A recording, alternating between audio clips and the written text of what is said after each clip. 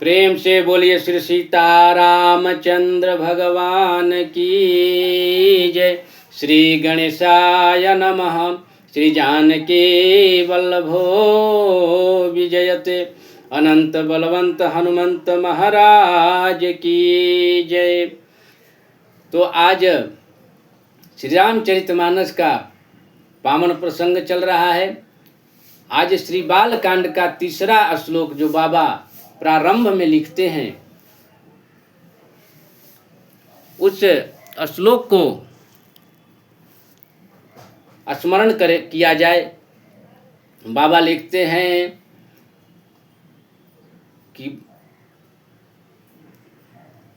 वंदे बोधमयम नित्यम, वंदे बोधमयम नित्यम गुरुं शंकर रूपिणम, यमाश्रितो हि वक्रोऽपि चंद्रः सर्वत्र वंद्यते। कहते हैं कि वंदे बोधमयम नित्यम गुरुम शंकर रूपिणम। गुरु कैसा होना चाहिए? भगवान शिव के जैसा, जो निरंतर बोध दिलाता रहे ज्ञान का। गुरु ऐसा प्रभावशाली होना चाहिए जिसके शरण में जाने पर शिष्य का भी कल्याण हो जाए। जैसे टेढ़े मेढ़े चंद्रमा जो प्रतिदिन अपना रूप बदलते हैं, 16 दिन में 16 रूप बदलते हैं, ऐसे वक्र चंद्रमा जिस भगवान शंकर जी के शरण में गए तो वो विश्व वंदनीय हो गए, सबके वंदनीय हो गए। इसीलिए बाबा कहते हैं कि वंदे बोधमयम नित्यम गुरुं शंकर रूपिणम, यमाश्रितो हि वक्रोऽपि चंद्रः सर्वत्र वंदते। चौथा श्लोक है, बाबा लिखते हैं कि सीताराम गुणग्राम्य पुण्यारण्य विहारिणौ, वंदे विशुद्ध विज्ञानौ कवीश्वरः कपीश्वरौ। कहते हैं बाबा सीताराम जी का जो गुणग्राम है, माने गुण रूपी, गुण समूह रूपी जो वन है, अरण्य है, सीताराम जी के गुण समूह रूपी जो वन है, सीताराम गुण ग्राम्य पुण्यारण्य विहारिणौ, उसमें मैं विहार करना चाहता हूँ। उस पुण्य अरण्य में मैं विहार करना चाहता हूँ, मैं घूमना चाहता हूँ। तो उस पुण्य अरण्य में यदि घूमना चाहता हूँ तो उस अरण्य की कोई जानकार लोग हों, उनसे संपर्क करेंगे तभी उसके सभी जगहों को घुमा पाएंगे। जैसे हम किसी अज्ञात जगह पर जाते हैं तो वहाँ मार्गदर्शक मिलते हैं। वो मार्गदर्शक आपको वहाँ के सभी जो जो स्थान प्रमुख होता है, फेमस होता है, उसका दर्शन कराते हैं, बदले में भले पैसा लेते हैं। वैसे ही सीता राम जी के जो गुण समूह रूपी पुण्य अरण्य है, उसके विशेषज्ञ कौन है? आहा, सीताराम गुण ग्राम्य पुण्यारण्य विहारिणौ, वंदे विशुद्ध विज्ञानौ कवीश्वरः। कौन है विशेषज्ञ? कवीश्वर माने कवियों के ईश्वर श्री वाल्मीकि जी महाराज, और कपीश्वर माने कपियों में श्रेष्ठ, कपियों के ईश श्री हनुमान जी महाराज। ये दोनों लोग सीताराम जी के जो गुण समूह रूपी पुण्यारण्य है उसके विशेषज्ञ हैं। इसलिए गोस्वामी तुलसीदास जी महाराज इनके चरणों में प्रणाम कर रहे हैं कि हे प्रभु, आपके कृपा से मैं इस पुण्यारण्य का दर्शन कर पाऊं। आहा, कहते हैं हनुमान जी महाराज कौन है? कपि हैं, कपि। कपि को उल्टा कर दिया गया तो हो गया पीक। श्री वाल्मीकि जी महाराज पीक हैं।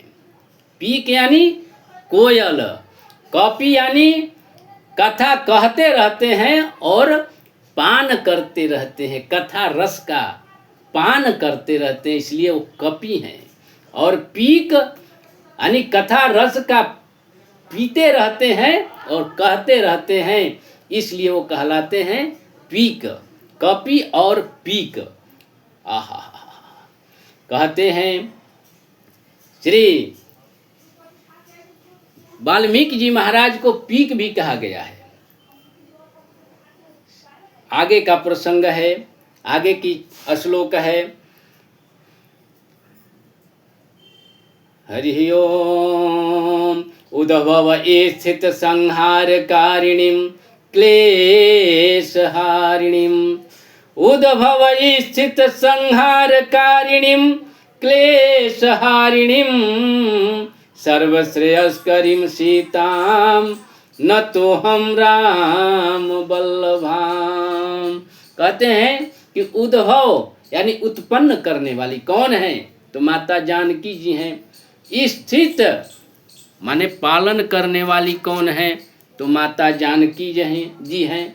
उद्भव स्थित संहार करने वाली कौन है? तो माता जानकी जी हैं। उद्भव स्थित संहार कारिणीं क्लेश हारिणीं, समस्त क्लेश को हरने वाली कौन है? तो माता जानकी जी है। क्लेश हारिणीं सर्वश्रेयस्करीं, सभी श्रेय को प्रदान करने वाली कौन है? तो माता जानकी जी हैं। सर्वश्रेयस्करीं उद्भव स्थित संहारकारिणीं क्लेशहारिणीं, सर्वश्रेयस्करीं सीतां न तो हम राम बल्लभाम। उनकी मैं वंदना करता हूँ क्योंकि वो राम की बल्लभा है। कितना भी समर्थवान कोई क्यों न हो जाए, यदि उसकी रिश्ता राम से नहीं है तो किसी काम का नहीं है। गोस्वामी तुलसीदास जी महाराज कहते हैं कि उद्भव करने वाली है, पालन करने वाली है, संहार करने वाली है, सभी श्रेय को देने वाली है। तब तक प्रणाम नहीं है जब तक राम से उनका संबंध नहीं है। उनका प्रणाम इसीलिए है कि वो राम की बल्लभा है, भगवान राम की प्रिया है। इसलिए कहा गया जो राम का नहीं वो किसी काम का नहीं। अगला श्लोक बाबा लिखते हैं, कहते हैं कि अनमाया वशवर्ती विश्वमय अखिलम ब्रह्मादि देवासुरा, यत्सत्वादमृषैव भाति सकलं रजौ यथा हेय भ्रमः, यत्पादप्लावमेकमेव हि भवाम्भोधेस्ति तीर्षावतां, वन्देऽहं तमशेष कारण परम रामाख्यमीशं हरिम। अच्छा, जो पिछला मैंने श्लोक कहा था कि उद्भव स्थित संहार कारिणीं क्लेश हारिणीं सर्वश्रेयस्करीं सीतां न तो हम राम बल्लभाम, जब उद्भव करने वाली, पालन करने वाली और संहार करने वाली माता जानकी जी हैं तो ब्रह्मा विष्णु महेश फिर क्या करते हैं? कहा गया है कि ब्रह्मा जी सृष्टि के रचयिता हैं, सृजन करते हैं, विष्णु भगवान पालन करते हैं और श्री शंकर भगवान लय करते हैं, तो फिर माता जी ही सब करती हैं। ये भी शक्ति से करते हैं। ब्रह्मा विष्णु महेश को भी कहीं से शक्ति मिलती है, कहीं से ऊर्जा मिलती है और तब वो अपने काम को क्रियान्वित करते हैं। और उनको ऊर्जा मिलती कहाँ है, कहाँ से है? तो उनको ऊर्जा मिलती है माता जानकी जी से। या देवी सर्वभूतेषु शक्ति रूपेण संस्थिता, या देवी सर्वभूतेषु शक्ति रूपेण संस्थिता, नमस्तस्यै नमस्तस्यै नमस्तस्यै नमो नमो। उनको शक्ति ऊर्जा कहाँ से मिलती है? तो माता जानकी जी से जो शक्तियाँ उनको मिलती है उससे सृष्टि का पालन पोषण और लय करते हैं। और गोस्वामी बाबा भी लिखते हैं कि तप बल रचाई प्रपंच विधाता, तप बल रचाई प्रपंच विधाता, अतप बल विष्णु सकल जग त्राता, तप बल विष्णु सकल जग त्राता, तप बल रचई प्रपंच विधाता। तप बल शंभु का रई संहारा, तप बल से सधा रई मही भारा। ये लोग भी तप करते हैं और तप के बल पर ही अपना कार्य करते हैं। शेषनाग जी जो पृथ्वी के वहन को धारण करते हैं वो भी तप करते हैं। किसका करते हैं? तो माता जानकी जी के तप बल रचई। अब अगला यन माया वशवर्ती विश्वम अखिलम ब्रह्मादि देवासुरा यत् सत्वाद मृषैव भांति सकलम रजौ यथा। हे अभ्रम, इस सृष्टि के रचने वाले कौन हैं? भगवान श्री राम हैं। ब्रह्मा विष्णु महेश सबको इन्होंने बनाया है। इस सृष्टि के रचना करने वाले कौन हैं? भगवान श्री राम। यन माया वशवर्ती विश्वमय अखिलम ब्रह्मादि देवासुरा यत् सत्वाद मृषैव भांति सकलम रजौ यथा। हे अभ्रम, इस सृष्टि को हम सत्य रूप से देखते हैं। उसी तरह से जिस तरह से रात्रि में किसी रस्सी में सर्प की प्रतीति हो जाए अंधेरा में, जबकि वो सर्प नहीं है रस्सी, लेकिन उसमें सर्प की प्रतीति हो जाए, वैसे ही ये संसार, ये दुनिया, ये माया है। माया यानी झूठ, लेकिन इसको हम सत्य मानते हैं। आहा, यही झूठ को सत्य मानना ही माया है। और यदि आपको इस भवसागर से पार जाना है तो उसके लिए एक ही आधार है, भगवान श्री राम का नाम रूपी नाव पर बैठकर पार लग सकते हैं। क्योंकि बाबा कहते हैं कि भवसागर चाह पार जो पावा, राम कथा ता कह दृढ़ नावा। कहते हैं कि यत् सत्वाद मृषयो भांति सकलम रजौ यथा। हे अभ्रम, यत् पाद प्लाव मेक में वही भवाम्भोधेस्ति तीर्षावताम, वंदे अहम तम शेष कारण परम रामाख्य मीशम हरिम। जो राम के नाम से आख्यायित हैं उस भगवान को मैं प्रणाम करता हूँ।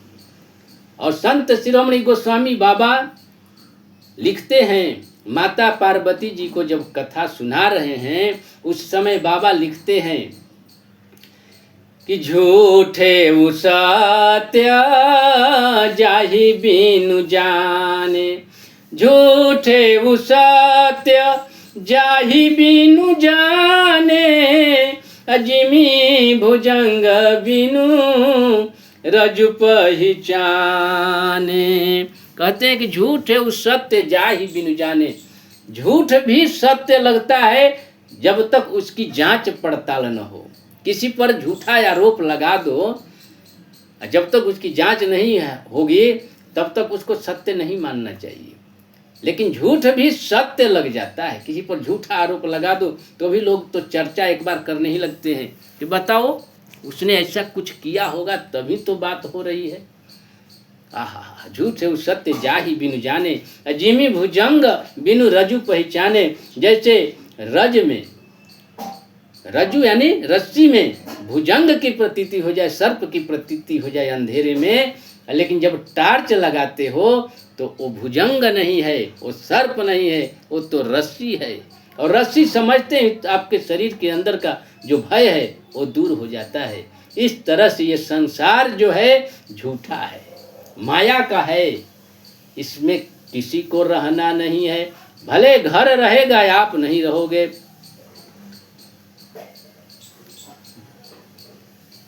इतना कहने के बाद वाणी को देता हूँ विराम। आप सबों को सादर प्रणाम।